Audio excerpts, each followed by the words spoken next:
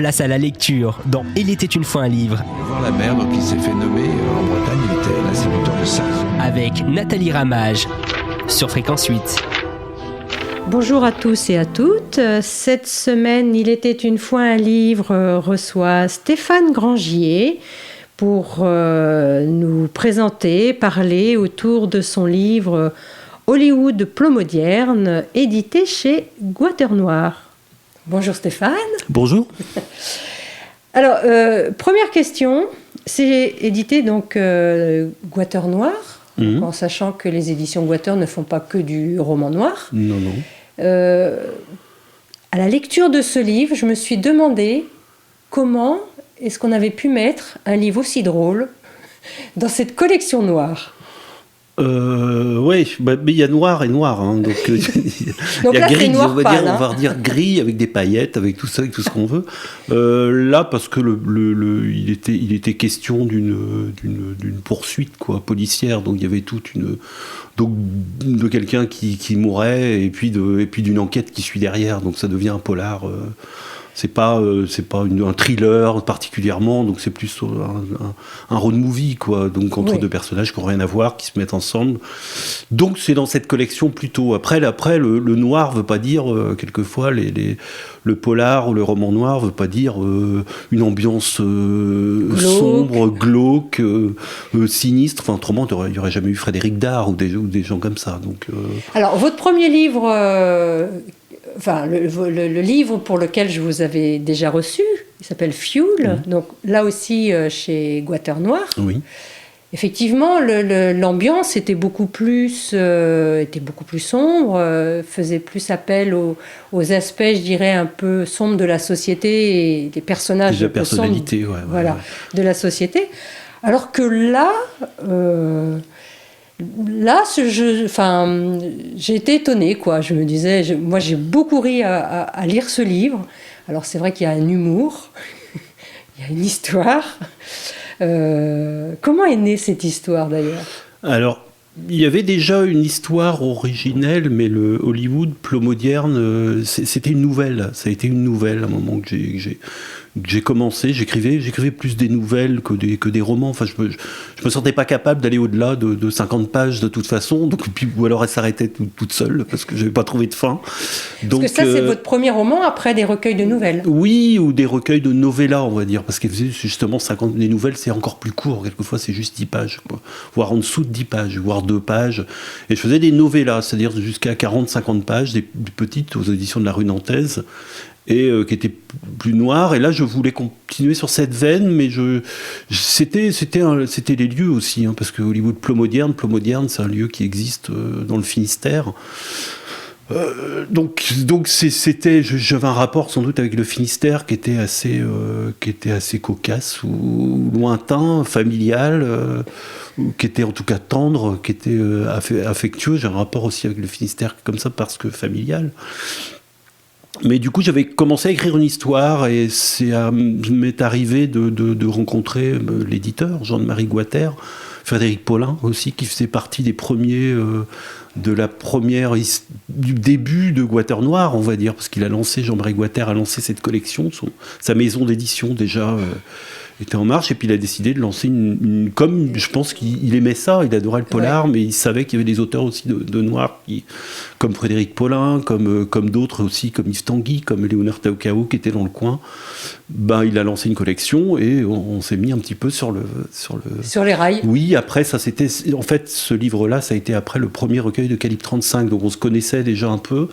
Donc on s'échangeait un petit peu tout ça. Donc j'avais moi déjà cette histoire de Hollywood Plot moderne à Plot moderne, qui était quelques pages sur Plot moderne, sur un délire à Plot moderne, et j'ai décidé d'en faire d'autres choses, d'en faire un Alors roman. déjà de le délocaliser, puisque l'histoire commence heureux. Oui, ça aurait pu être mais c'était l'heureux. Donc et pourquoi Hollywood ? Pour en faire éventuellement une adaptation cinématographique ? Non, j'aimerais bien, c'est vrai que ça me ferait rigoler, mais non, pas du tout. C'est surtout par rapport à Plot moderne, justement. Parce que Plot moderne, on va dire, c'est une des communes du Finistère. Enfin, il y a la chaîne des Monts d'Arrée ou des Montagnes Noires, on dit plutôt les Monts d'Arrée, où la dernière butte, on va dire, qui fait déjà quand même, qui fait 300 333 mètres. Qui C'est le culmine Ménez à 300. qui culmine à 333 mètres au-dessus de la baie de Douarnenez, donc qui est au-dessus de la mer, quoi, face à la mer, face à l'ouest. Il y avait Plomodiern, quoi. Ce qui pourrait être un rapport avec Hollywood, sur sa colline en face de l'ouest aussi, de ce côté. Donc voilà, donc c'était entre Hollywood et Plomodiern. Bon, c'est le seul rapport, parce qu'autrement, il y a... entre Hollywood, qui est l'industrie du cinéma, et puis Plomodiern, qui n'a sans doute aucun cinéma, qui a un intermarché, deux, trois boutiques, et puis et des champs autour. Donc c'était le côté, c'était un clin d'œil, quoi. C'était un clin d'œil, et peut-être aussi, je m'en suis rendu compte rétroactivement, qu'un des personnages fait des tournages aussi, mais lui des tournages publicitaires, donc parce que c'est un joueur de football. Il fait plus parce qu'il aime un peu de la loose, justement. Donc il faisait les tournages. Donc il y avait ce truc de caméra, de filmer des choses, de tout ça, donc et ce rapport avec Plomodiern, la mer, l'Ouest. Donc c'était un clin d'œil, quoi. Voilà, de même que les États-Unis ont à l'Ouest, ils ont Hollywood. Oui. Nous à l'Ouest, on a Plomodiern. On a Plomodiern, quoi. Et c'était une commune qui me parlait beaucoup, parce que j'y passais beaucoup quand j'étais enfant, parce que j'avais de la famille dans le Finistère et le Finistère Nord, et jusqu'à la presqu'île de Crozon, ou à Camaret. Ma mère est native de là, et on passait toujours par Plomodiern pour y aller. Enfin, à côté de Plomodiern. Donc il n'y avait rien à Plomodiern, mais c'était peut-être cette chose qui faisait. Donc je vois que le petit garçon qui sommeille a été profondément marqué par Plomodiern, et il s'est dit, quand j'écrirai, je le mettrai dans mes livres, quoi.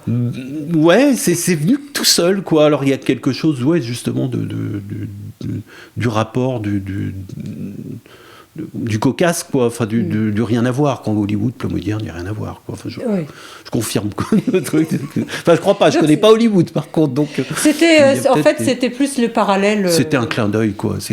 C'était peut-être un clin d'œil aussi, vu la teneur du livre, d'un road trip, quoi. Ce qui est purement de l'Ouest américain, du clin d'œil aussi peut-être à la littérature américaine, peut-être à ce genre de récit de la route. Oui.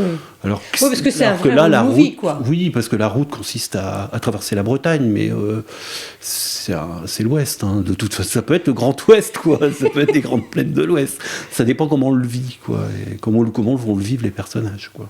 Alors c'est vrai que les deux personnages, je me suis dit, ça pourrait être un thriller, il y a un suspense quand même, parce que il y a un cadavre, mais c'est pas, il n'y a pas un meurtre comme on peut le voir dans certains policiers, avec une enquête policière. Il y a une enquête policière, mais elle est vraiment très secondaire, en fait, par rapport à l'histoire. Donc elle n'est pas, pas centrale, quoi. Non. À la limite, on s'en fiche un peu qui a tué. On sait déjà dès le départ. Oui, de toute façon, on sait déjà. De toute façon, c'est un dérapage incontrôlé, quoi, dans un virage, quoi, justement, heureux, quoi. Heureux. Ouais. Donc, j'imagine que vous avez dû avoir beaucoup de plaisir à l'écrire. Oui, parce que je rigolais à certaines. Parce que j'étais dans la voiture avec ces deux personnages, quoi. Donc je les visualisais aussi assez bien. Donc je les aimais bien, les deux personnages, même si pour certains ils pouvaient être cons comme un balai, l'autre pouvait être mauvais, vous préparer un truc. Il y a ce rouage-là, donc je m'y plaisais bien. Ces deux personnages me plaisaient bien. Et vous les avez construits comment ? C'est un duo complètement improbable. Alors, c'est un SDF et un footballeur. Il y a toujours une part de soi, je pense, de toute façon, dans les personnages. Donc, moi, je sais qu'au niveau de vu mon parcours économico-social, on va dire, ça a toujours été très foireux. Donc les rendez-vous au CCAS pour avoir un RMI reconductible ou un RSA ou de trucs à une époque, c'était quand même assez difficile. Donc, donc là, on part sur un personnage qui, là, lui, va au bout. C'est-à-dire, il a lâché toute chaîne il tient plus à la société, quoi. Et d'ailleurs, il vit sous un abribus, il n'a plus rien, il n'a plus d'espoir, plus rien. Il veut boire, et puis il a des pièces dans la poche. Et il est heureux, il s'est mis heureux parce que c'était loin. C'était la dernière ligne de bus, quoi. C'était le dernier arrêt de la ligne de bus. Voilà, donc il s'est trouvé un coin dans le coin, puis dans les périmètres, et voilà. L'autre personnage, c'est peut-être une partie de moi aussi, parce que j'aime bien le foot. Donc j'aime bien le Stade Rennais, comme je suis rennais, mais j'ai joué aussi au foot, donc je connais un petit peu la mentalité, quoi. Mais aussi parce que j'imaginais quelqu'un qui avait... Je voulais mettre ensemble ou en scène deux personnes qui n'ont rien à voir, qui n'ont pas du tout le même vécu, qui, pour un, sont une victime totale du social, l'autre, c'est un petit peu l'exemple à montrer de la réussite, quoi. Un joueur de foot, surtout celui-là, enfin, ce qu'il aurait pu devenir, parce qu'il n'est pas vraiment devenu, c'est plutôt même une catastrophe qui lui tombe petit à petit sur la tête, donc qui fait qu'il va peut-être rejoindre l'autre personnage, enfin, qu'ils vont peut-être finir par se comprendre un peu mieux. En fait, c'est aussi le principe qu'on retrouve au cinéma, ces duos d'opposés, là, Oui.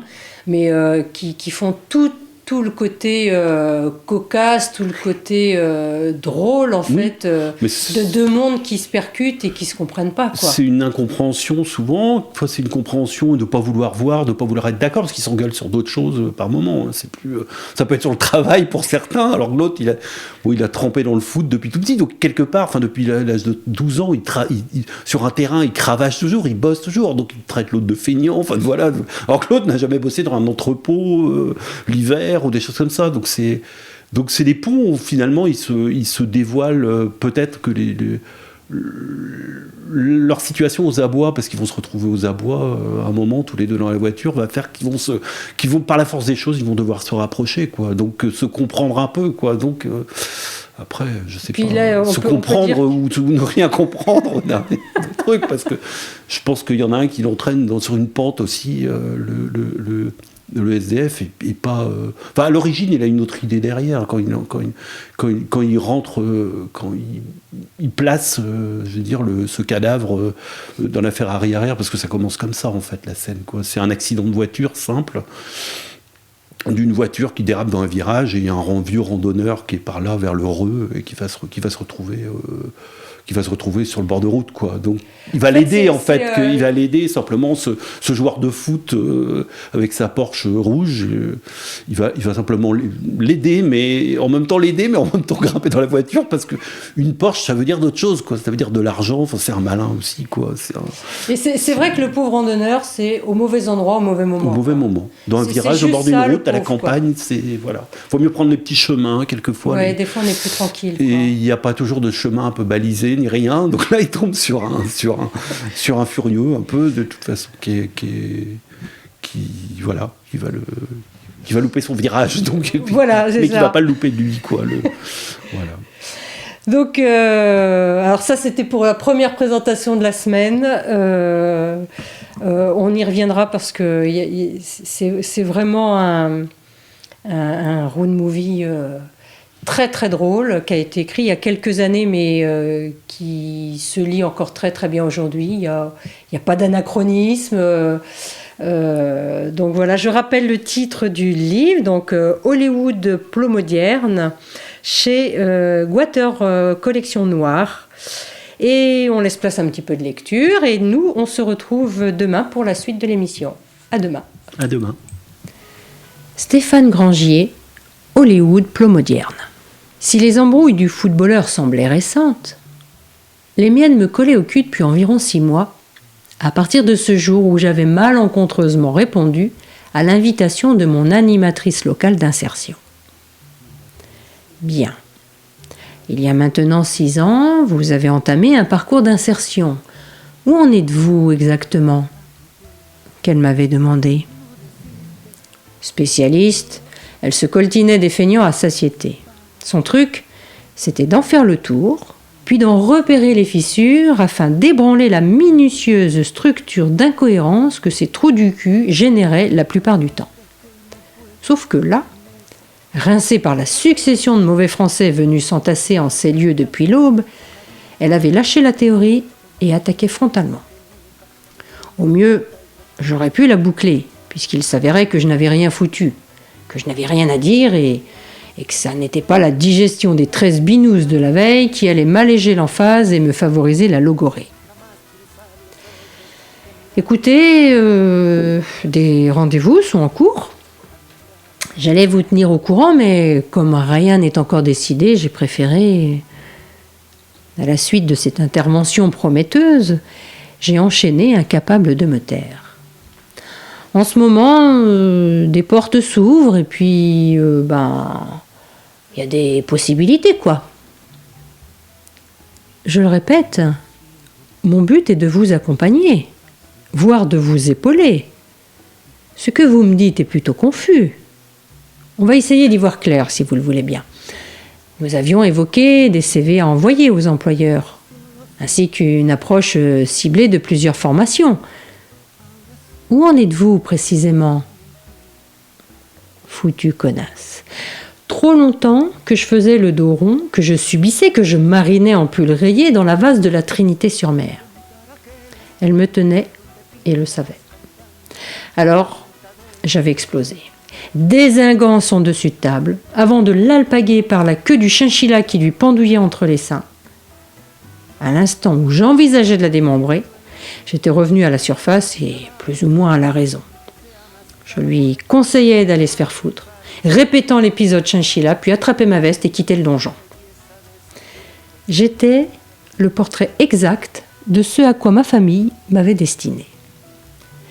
J'étais son incroyance en mes capacités et sa défaite avant l'heure.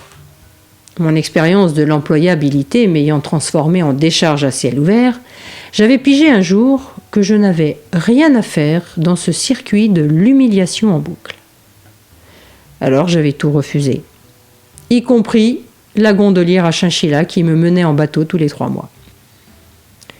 S'ensuivit du prévisible, un robinet aux allocs qui rouille et finalement la rue, des mois plus tard, avec ce sac s'affaissant à mes pieds dans mon abribus dureux. J'en étais là, planté dans mon champ entre un type qui pleurnichait, une Porsche dernière génération et un cadavre que j'avais trouvé malin de fourrer dans le coffre de cette Porsche dernière génération. Va savoir pourquoi on engage ses billes, surtout quand le jeu est pourri, qu'on n'a aucune mise et qu'on est bien parti pour n'en avoir jamais. La route, je ne sais pas comment c'est arrivé, mais on a sauté dedans, comme une fatalité. Enfin, moi surtout. J'ai couru jusqu'à l'abribus, j'ai chopé mon sac, suis revenu sur mes pas et me suis glissé dans le siège passager. Puis j'ai attendu l'autre tâche, là, qui, tournant la tête, m'a regardé de ses gros yeux de nègre à questionnement. « Mais, vous faites quoi, vous ? Te pose pas de questions, grimpe et démarre. » « Mais, pour aller où ? » Il s'est hérissé comme une gonzesse. « Mais qu'est-ce que ça peut foutre ? Grimpe dans cette caisse, démarre et sors-moi ton truc de ce champ où je recolle le cadavre où il était et tu te démerdes. » Il m'a regardé bizarre. Des pensées cherchaient à s'ébaucher dans l'éponge qui lui servait de cervelle, mais il n'a pas été très loin. Se levant et s'époussetant tout en regardant vers la route, il apparut complètement éberlué. « Mais qu'est-ce que vous avez fait du corps ?» Il a dégluti, n'arrivant toujours pas à se faire à l'idée. « Le corps ? Quel corps ? Ce type, non ?» Il a laissé poindre cet espoir que j'ai liquidé d'un coup, car pour rien au monde, je ne voulais lui laisser d'illusion. Si je l'étais, pas non plus question qu'il passe l'éponge sur la table de camping de sa connerie, non, mais je l'ai foutu dans ton coffre. En fait, si tu veux aller par là, tu peux désormais sourire à la vie. T'as tué personne. Tu comprends ? T'as tué personne. Je lui ai braillé dessus, allant jusqu'à lui ouvrir en grand la porte pour qu'il se colle dans son putain de siège. Mais il a hésité encore, le regard au loin. « Mais vous êtes qui, vous, précisément ? Et pourquoi vous faites ça ?» Il a gémi bizarrement. « T'occupe, je te dis, et roule, t'as compris ? Roule, je te dis, on causera sur la route !» Alors il a réinvesti son cockpit, sans doute moins fiero que lorsqu'il faisait le beau à longueur de journée, puis sa lèvre a pendouillé, son dos s'est arrondi, et son cerveau a décidé de ne pas rester trop mariné dans cette glu poisseuse de l'incompréhension. Seul son pouce a bougé lorsqu'il a actionné la clé du contact. Le moteur a ronflé, impeccable, il a fait déraper la caisse sans rien dire, puis est revenu vers la route également sans broncher. On a regardé à gauche, à droite, tous les deux. Que je dis, pas le moins de bourricot. Il m'a regardé, j'ai acquiescé. Alors il est passé en première et a retrouvé le bitume, là où, accélérant doucement, il a commencé à vouloir se justifier de tout. Je lui ai dit « Ta gueule et roule !» Et il a scrupuleusement obéi aux deux. C'est à peu près là que tout a commencé, entre lui et moi. Il n'a pas moufté pendant un temps incroyablement long. À sa façon de conduire, j'ai bien vu qu'il s'était décidé à rouler juste pour rouler. Il n'avait pas de but. Peut-être n'en aurait-il jamais. Peut-être attendait-il de moi que je parle, que j'ébauche, que je dessine. Finalement, je crois qu'il n'osait pas. On a continué à rouler alors que les nuages s'amoncelaient. J'ai regardé la jauge d'essence. On avait de quoi.